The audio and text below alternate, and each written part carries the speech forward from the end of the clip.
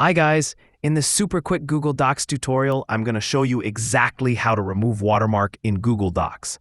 Whether it's a draft stamp or a company logo, getting rid of it takes seconds. The first thing you need to do, guys, is open your document in Google Docs on your computer. You must be in the standard desktop view to easily access the watermark controls.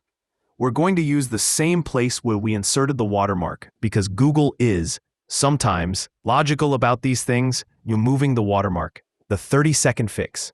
You want to go to the top menu and click on Insert. From the drop-down, you then need to find the watermark option.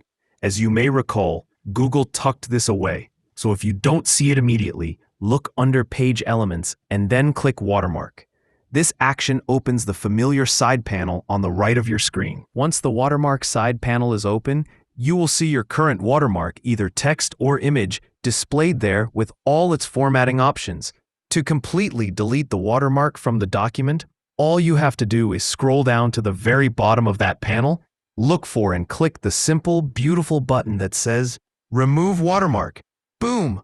The text or image watermark will immediately vanish from every single page of your Google Docs document.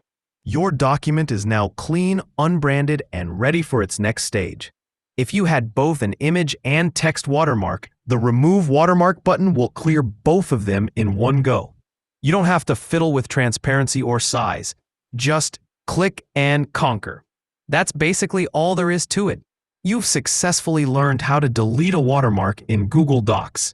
If you enjoyed this super fast tip and found it helpful, please like and subscribe. Let me know if you have any other questions or videos you'd like me to make.